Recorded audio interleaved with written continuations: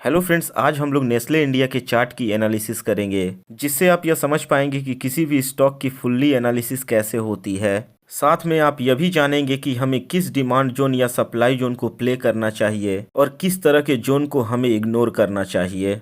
यह वीडियो आपकी trading journey के लिए बहुत ही इंपॉर्टेंट है, इसलिए इस वीडियो को ध्यान से देखें। यहाँ हमारे पास नेस्ले इंडिया का डेली टाइम फ्रेम का चार्ट ओपन है और करंट मार्केट प्राइस 2188.05 चल रहा है। सबसे पहले हम इस स्टॉक का टॉप डाउन अप्रोच कर लेते हैं, जिससे हम यह समझ पाएं कि प्राइस हमसे कहना क्या चाहती है और प्राइस अभी किस कंडीशन में है। इसके लिए हम लोग ईयरली के चार्ट पर चलते हैं। अगर हम लोग ईयरली के चार्ट को स्टार्टिंग से समझने की कोशिश करें तो हम पाएंगे कि स्टॉक ने अपनी शुरुआती दिनों में यह एक डिमांड जोन क्रिएट किया था, जिसमें प्राइस आती है और रिटर्न हो जाती है। इस डिमांड जोन के बाद प्राइस ने यह एक डिमांड जोन क्रिएट किया, जिसको प्राइस अभी अप्रोच कर रही है। ईयरली के चार्ट को अब आप मोटा मोटी समझ पा रहे होंगे, लेकिन यही फर्क आ जाता है एक नॉर्मल ट्रेडर और एक प्रो ट्रेडर में। इन सब एरिया को ध्यान से देखें। इन सब एरिया में भी हमें स्मॉलर टाइम फ्रेम पर कहीं ना कहीं डिमांड जोन मिल जाएंगे। वो क्यों और कैसे, इसे समझ लेते हैं। यहाँ इन दोनों कैंडल्स को ध्यान से देखें तो फर्स्ट कैंडल यहाँ क्लोज हुई है और सेकेंड कैंडल यहाँ ओपन होकर यहाँ क्लोज हुई है। लेकिन अगर सेकेंड कैंडल की लो की बात करें तो यह यहाँ है। इसका मतलब यह जो सेकेंड कैंडल अभी आपको ग्रीन कैंडल दिख रही है, यह पहले डाउन आई थी और जब यह डाउन आई थी तब उस समय एक रेड कैंडल थी। फिर इसके लो से कहीं ना कहीं बाइंग आई, जिससे यह एक ग्रीन कैंडल में बदल गई। तो एक रेड कैंडल से ग्रीन कैंडल में बदलना यह डिनोट कर रहा है कि यहाँ बाइंग प्रेशर आया था, यानी डिमांड जोन क्रिएट हुआ था। भले ही यह हमें इस टाइम फ्रेम पर नहीं दिख रहा हो, लेकिन हो सकता है कि करंट टाइम फ्रेम की तुलना में क्विक डिमांड जोन बन गया हो और प्राइस ऊपर चली गई हो, इसलिए करंट मार्केट प्राइस पर शो नहीं हो रहा है। लेकिन अगर हम छोटे टाइम फ्रेम पर जाएं, यानी कैंडल को ब्रेक करके देखें, तो हो सकता है हमें डिमांड जोन दिख जाए। इसलिए ऐसे एरिया बहुत इंपॉर्टेंट होते हैं।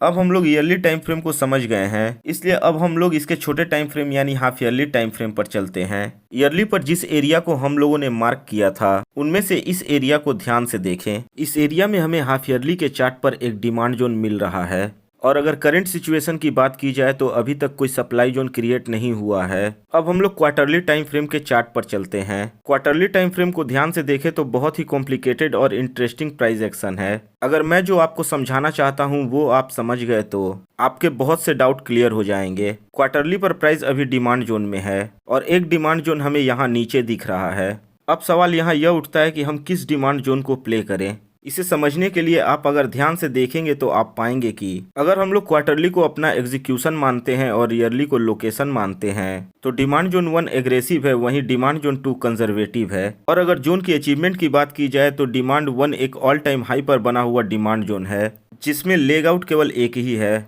और यहाँ अगर सेलिंग प्रेशर को देखें तो बहुत ज्यादा है। वहीं अगर डिमांड जोन 2 की अचीवमेंट की बात की जाए तो हम कह सकते हैं कि इसी जोन ने इस सप्लाई जोन को ब्रेक किया था, तो इस डिमांड जोन का अचीवमेंट है। और एक अच्छी बात यह है कि इसे लोकेशन का सपोर्ट है, यानी कंजर्वेटिव है।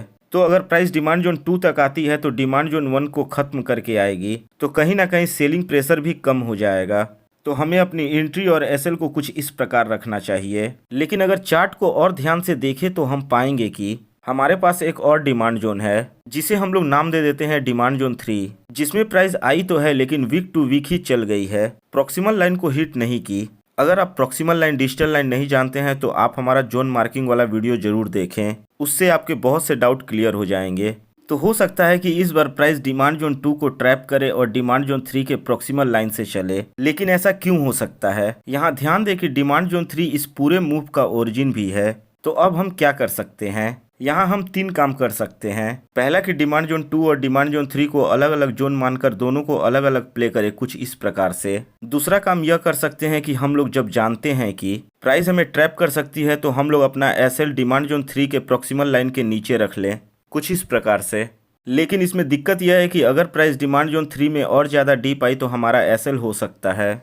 और तीसरा काम हम ये कर सकते हैं कि दोनों डिमांड जोन को हम कंबाइन कर ले और अपनी एंट्री दोनों जोन के 50% पर रखें और एसएल डिमांड जोन 3 के डिजिटल लाइन के नीचे रखें, कुछ इस प्रकार से। लेकिन इसमें दिक्कत यह है कि अगर प्राइस डिमांड जोन 2 के प्रॉक्सिमल लाइन से ही लौट गई तो हमारी एंट्री मिस हो जाएगी। और अगर आप मुझसे पूछे तो मैं जनरली इसी पैटर्न को यूज करता हूँ, क्योंकि अगर एंट्री मिस हो भी जाती है तो मेरे पास केवल यही स्टॉक थोड़ी है, ऐसे कितने स्टॉक्स का एनालिसिस मैं करके रखा हूँ, उनमें एंट्री मिल जाएगी। और अगर इस स्टॉक की बात करें तो अगर प्राइस डिमांड जोन 2 के प्रॉक्सिमल लाइन से ऊपर चली भी गई, मुझे monthly, weekly, daily time frame पर कहीं ना कहीं एंट्री मिल ही जाएगी। लेकिन अगर हम लोग क्वार्टरली टाइम फ्रेम को एग्जीक्यूशन ना मानकर लोकेशन मानते हैं तो क्या डिमांड जोन 1 को प्ले किया जा सकता है? आइए इसे समझते हैं। डिमांड जोन 1 को अगर हम लोग लोकेशन मानते हैं तो मंथली टाइम फ्रेम पर हम ट्रेंड देखेंगे। तो हम लोग मंथली टाइम फ्रेम पर चलते हैं। जैसा कि हम लोग देख पा रहे हैं कि मंथली पर यह एक डिमांड जोन को प्राइस ब्रेक करके आ रही है, तो हम कह सकते हैं कि ट्रेंड अभी अप ट्रेंड टू साइडवेज हुआ है। तो ट्रेंड हमें अलाउ कर रहा है कि हम इस लोकेशन को एग्जीक्यूट कर सकते हैं, केवल अच्छा सा एक एग्जीक्यूशन मिल जाए। तो हम लोग क्वार्टरली के एग्जीक्यूशन टाइम फ्रेम यानी वीकली टाइम फ्रेम पर चलते हैं। यहाँ पूरे ध्यान से चीजों को समझें।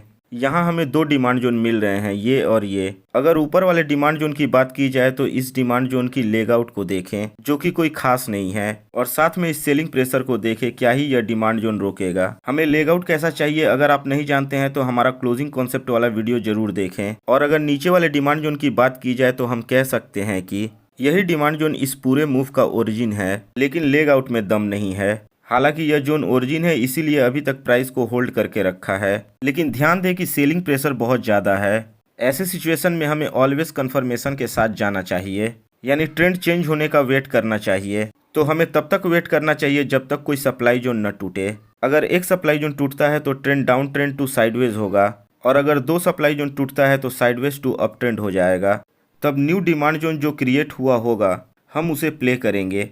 अभी तो इस क्वार्टरली लोकेशन के लिए केवल वेट एंड वॉच की सिचुएशन है, लेकिन अगर हम लोग नीचे डिमांड जोन 2 को देखें तो इस जोन को देखें, इसके लेग आउट को देखें, और इस डिमांड जोन को ईयरली क्वार्टरली सबका सपोर्ट है। तो इस डिमांड जोन को हम ऐसे प्ले कर सकते हैं, जो कि अपने आप में एक बेस्ट डिमांड जोन है। अब आप समझ पा रहे होंगे कि डिमांड सप्लाई कॉन्सेप्ट के द्वारा हम कैसे जोन फाइंड करते हैं और किसी ट्रेड को कैसे एग्जीक्यूट करते हैं। उम्मीद है यह वीडियो आपकी ट्रेडिंग जर्नी में बहुत हेल्प करेगी। अगर वीडियो अच्छी लगी हो तो वीडियो को लाइक करें, अपने दोस्तों के साथ शेयर करें, और अगर आप स्टॉक सरफेस चैनल पर नए हैं तो चैनल को सब्सक्राइब करके बगल वाले बेल आइकन को जरूर दबा दें, ताकि आने वाली वीडियो की नोटिफिकेशन आपको सबसे पहले मिल सके। तो दोस्तों मिलते हैं अगली वीडियो में, तब तक आप हैप्पी वाला ट्रेडिंग करते रहें। जय हिंद, जय भारत।